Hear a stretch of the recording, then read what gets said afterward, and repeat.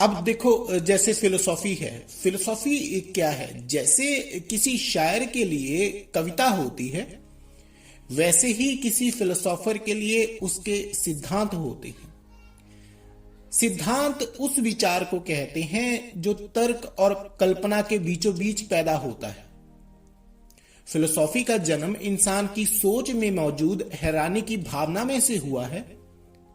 हैरानी में एक तरह का रहस्य छुपा होता है। जब तक रहस्य जिंदा रहता है तब तक हैरानी भी जिंदा रहती है। रहस्य को सुलझाकर समझने की कोशिश को ही फिलोसॉफी कहते हैं, दर्शन शास्त्र कहते हैं। ओशो जैसे विचारक से पहले भारत में कभी भी फिलोसॉफी की तारीफ नहीं हुई थी। यहां फिलोसॉफी से ज्यादा धर्म को अहमियत दी जाती थी, धर्म को अहमियत दी जाती रही है।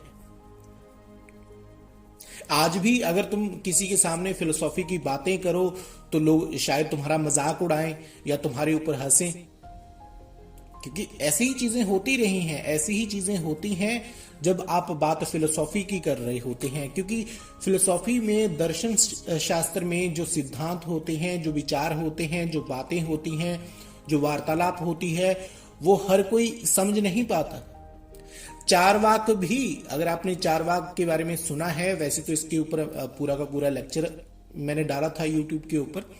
चारवाक भी फिलोसोफर ही थे, लेकिन जो लोग उन्हें समझ नहीं पाए, जो उनकी विचारधारा को समझ नहीं पाए, उन्होंने उनको नास्तिक कहना शुरू कर दिया।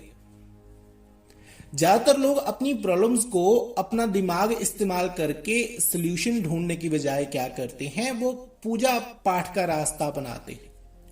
फिलोसॉफी या दर्शन शास्त्र एक बोरिंग सब्जेक्ट है। हर किसी की दिलचस्पी इस सब्जेक्ट में नहीं होती, इसीलिए दुनिया में ज्यादा फिलोसोफर नहीं है। एक कामयाब फिलोसोफर उसी को माना जाता है जो अपने विचारों और अपने सिद्धांतों को दूसरों के सामने आसानी से दिलचस्प बनाकर समझा पाए। मैथमेटिक्स की तरह ही फिलोसॉफी शायद दूसरा ऐसा सब्जेक्ट है जिसमें अगर आपका इंटरेस्ट नहीं है तो ये आपको समझ में भी नहीं आएगा। और इसे समझाने के लिए, समझने के लिए जितने ध्यान, एकाग्रता और सूक्ष्मता की जरूरत होती है, वो हर किसी के बस की बात नहीं होती। ठीक है, इसीलिए हर दिमाग को फिलोसॉफी समझ में नहीं आती। फिलोसॉफी में इतनी ताकत होती है कि तुम्हारे दिमाग को निचोड़ कर रख देती है। गणित हो या फिर इतिहास हो, विज्ञान, राजनीति, सामाजिक विज्ञान, अर्थशास्त्र, ये सारे वो सब्जेक्ट हैं जो फिलोसॉफी से पैदा हुए हैं। ये दुनिया को फिलोसॉफी की देन है। जैसे धर्म इंसान को हर सोच से मुक्त कर देता है, वैसे ही फिलोसॉफी में उन दिमागों के लिए कोई जगह नहीं है जो सोच नहीं सकते, जो सोचने से बचते हैं, जो चिंतन करने से बचते हैं। धर्म की पहली सीढ़ी है विश्वास। बस विश्वास करो, सवाल मत करो। जो कहा जाता है, जो कहा गया है, उसे मानो और एक ही विचारधारा को फॉलो करते रहो। और दर्शन शास्त्र मतलब फिलोसॉफी में यहां इसकी पहली सीढ़ी कौन सी है? सवाल करो, शक करो। जब तक खुद ना जान लो तब तक दूसरों के ऊपर यकीन मत करो। फिलोसॉफी सवालों के जवाबों पर भी सवाल उठाने की मानसिकता का नाम है। मतलब एक तरह का पागलपन या फिर एक तरह का दीवानापन इसे कहते हैं।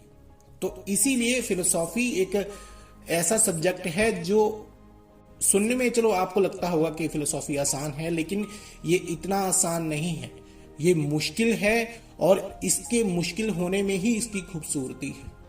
लेकिन जिन लोगों को इस सब्जेक्ट में दिलचस्पी होती है, जिनका इंटरेस्ट इस सब्जेक्ट में होता है, उनको ये बड़ा आसान लगता है। बड़ा ही जैसे एक आर्टिस्ट, जैसे एक पेंटर किसी दीवार पर पेंटिंग बना रहा हो, जैसे एक म्यूजिशियन अपना संगीत तैयार कर रहा हो, जैसे गीत लिखने वाला कोई आर्टिस्ट अपना गीत लिख रहा हो, जैसे कहानीकार कहानी लिख रहा हो, जैसे कविता लिखने वाला अपने ही ख्याल बुन रहा हो, तो उनके लिए ये बड़ी आसान चीज होती है, बड़ा ही आसान सब्जेक्ट होता है। तो ये फिलोसॉफी एक फिलोसोफर के लिए उसका आर्ट है।